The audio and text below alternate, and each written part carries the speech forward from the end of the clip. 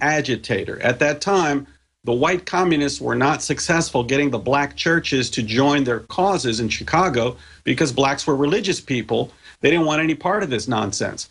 So they send in a front man with a black face in Barack Obama to agitate the population, rub salt in their wounds about economic differences, and then use that discontent to take power. So and by the way, they wrote books admitting that. I mean, it's not like we're just saying this. No, Obama not only studied this, but he taught this for 10 years. He was an ACORN agitator and organizer. So everything Obama says, whenever he opens his mouth, you have to remember he's a professional agitator. That's his only skill. He doesn't know anything about economics. He doesn't know anything about the Constitution or care about it. He only cares about agitating. So everything he says is intended to agitate and divide America.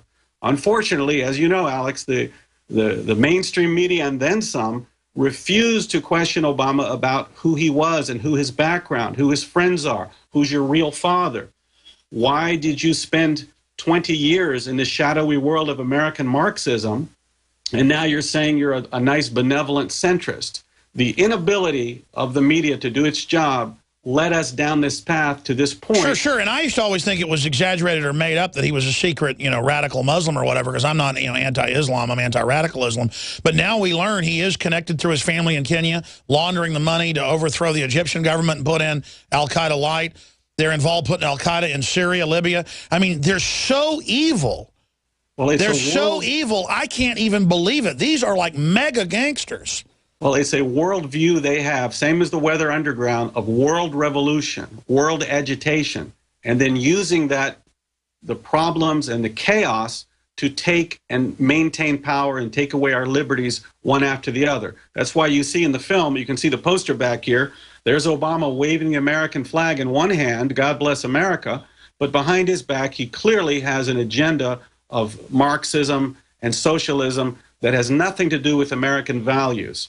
Obama has been assaulting the Constitution from the moment he started running for president, from the moment he supported ACORN in Chicago to attack Citibank and force them to change their lending standards, which set the ground for the subprime mortgage crisis. Yeah, and then all the Democrats made money off of it. The only saving grace here is that there's such mafia criminals stealing stuff that they're not going to want total communism because they want to keep the loot they've stolen. The problem is they're now exempt from their own taxes in most cases, on record.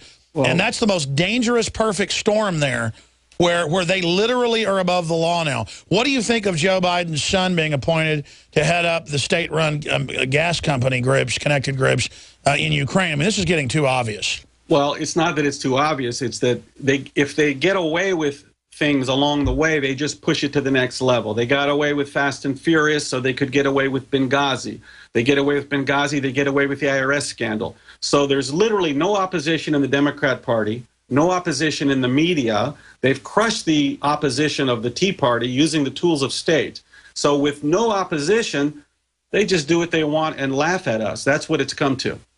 So what do you predict now? I mean, they have just gang raped the country up one side and down the other, put al-Qaeda in charge of half a dozen countries, are just running around psychopathically shutting down our coal power plants as power prices explode. Obamacare is designed to bankrupt the country. Looks like it's just unbelievable. What happens? Well, I'm hoping that my movie will lay it all out for everybody. And if we can get millions of people to come see There's No Place Like Utopia this summer, it exposes the entire progressive radical agenda, who these guys are, and it shows that the grassroots of America is completely against all of this nonsense that they peddle every day as public policy. So we're actually opening in Denver in July. We'll be announcing the theater soon. And from there, we're going to try to go nationwide. Yeah, for those that don't know, it needs to sell out for a week at one theater. Then more theaters will order it, and then over the next few months, it'll go up to hundreds and then thousands of screens. And, again, I'm not getting paid to promote this film. I haven't even seen it yet. I support independent film, and I would just expect he'll give us a good deal on the DVDs as soon as those come out so we can sell them and help fund our operation while getting the truth out about the fact that this is pure evil. From my research, though, they've got communists and socialists mid-level and even high-level that are true believers. But most of them at the top are just hardcore gangster, psychopath control freaks who literally are just using this system as a tool of control. Well, there's no question that a radical ideology like communism and Marxism attracts the worst, most deviant control freaks there are in the country who could care less about the ideology. They're there for the exploitation. And you see that throughout all of these communist regimes over time. And Obama's is filled with these types of... Communism is a total hell pit. I mean, it's like begging to be sent to hell. It's hell on earth. And it's a tragedy that we, the American, regular, average folks, don't really know and understand the history, that when you follow the yellow brick road to a magical person who's going to solve all your problems, when you arrive there, you arrive to hell on earth, not to paradise. That's it. And, I mean, wow. They really are trying to set up an authoritarian hell pit. And they're hell-bent on doing it. They hate this country. Joel Gilbert, thank you so much. Leanne McAdoo's report, should we ban the word fiesta and all Mexican food? I'm serious. They're talking about basically doing that. That's the sound of your door being kicked in by an intruder with a single kick. Criminals know that your wooden door frames are weak and your alarm system can't keep them out. That's the sound of the same door now protected by the Door Sentinel. Standard locks, deadbolts, and alarm systems can't prevent forced entry. Harden your door and door jam with a Door Sentinel. Protect your home now at MySafeDoor.com. Go to MySafeDoor.com for a special limited time offer. The Door Sentinel, your home's first line of defense. We the people grow cotton, weave fabric, engrave ink, embed strips and fibers to protect from counterfeit and carting to a private bank, having it lent back at interest, forcing taxes to service debt. This capitalism, or was Jefferson correct when stating a central bank issuing the public currency is a greater menace to the liberties of the people than a standing army? Ted Anderson, I'm placing a free silver dollar in a book that explains our monetary system. Call for your copy, 800-686-2237. It's time to understand the system. Call 800-686-2237. That's 800-686-2237. A 30-day GMO-free emergency food supply for only $99 at 30dayfoodsupply.com. You can purchase Oregon Trail Foods' 1-month supply of high-quality, nutritious, and healthy emergency meals. For less than $100, these vegetarian meals are naturally high in fiber, carbs, and protein, and they're packed with oxygen absorbers in Mylar pouches. They're completely free of any artificial flavors and colorings, have a 20-year shelf life, and take up to 70% less space than number 10 cans. They even offer a gluten-free option. Oregon Trail Foods and 30dayfoodsupply.com keep prices low by buying directly from the producers in Oregon and then passing the savings to you. Purchase a 30-day, 90-serving emergency food supply for only $99 this month, and $10 ships your entire order.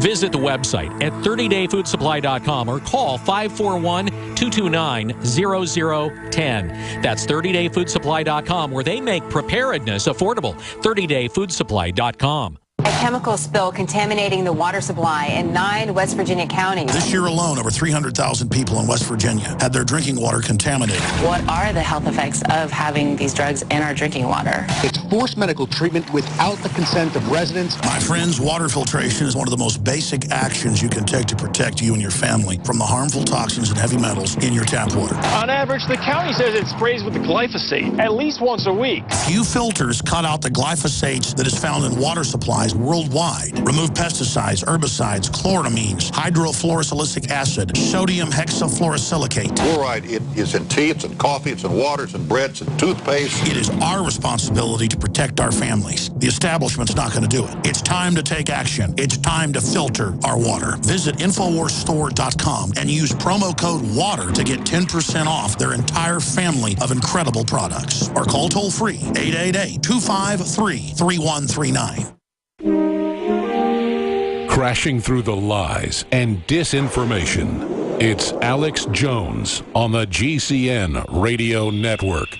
Every year, colleges across the country hold annual all-you-can-eat taco fiestas. But apparently, that was a little offensive to some this year. So they banned the word fiesta from college campuses. You can't wear sombreros. You can't wear racially insensitive cowboy and Indian costumes and all sorts of things. Have we gone too far? Should we make Fiesta change their name because it is racist and offensive to a handful of people? A lot of college campuses now are having to stop throwing parties that have a cultural theme because people find it offensive.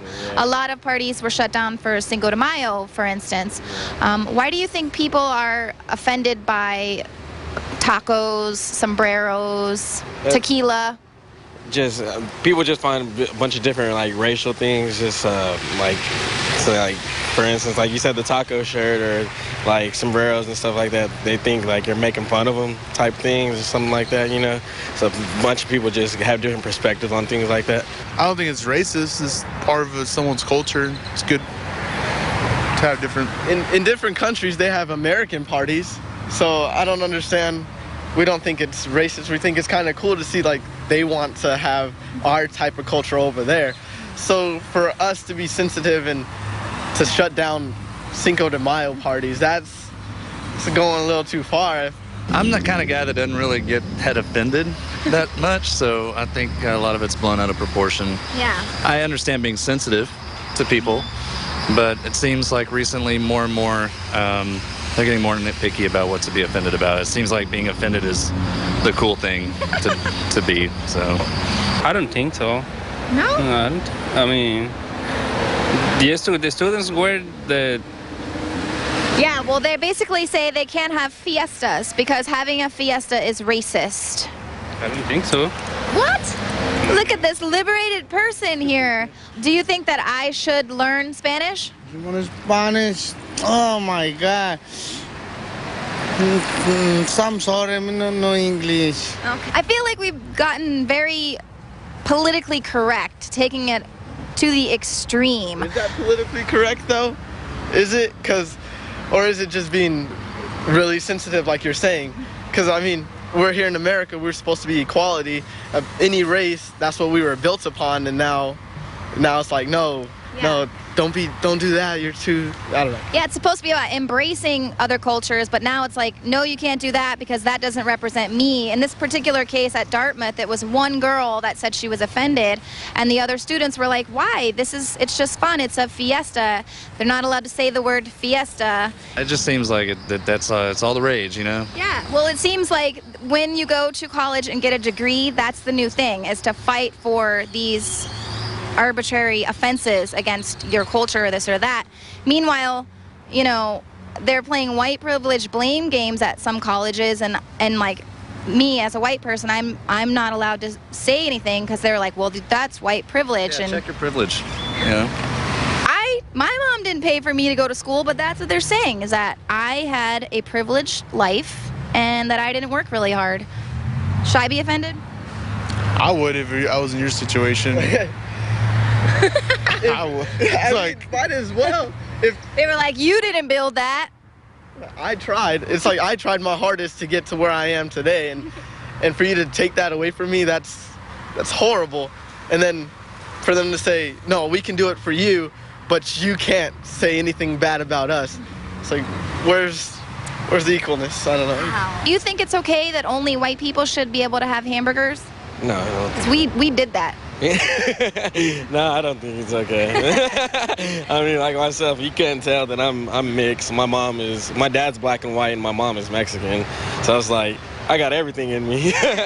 Well, apparently now America has become the place where we stop celebrating. It's the manila envelope of the world.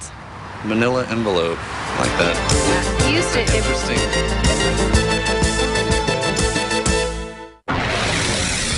You are listening to GCN. Visit GCNlive.com today. General, what do you think about the FBI saying that there's a terror alert on Monday about a potential Fort Hood situation? The police are shoving people, shoving Alex, shoving the crowd. Here we go, folks. I'm being assaulted. Whether it's the radio show, the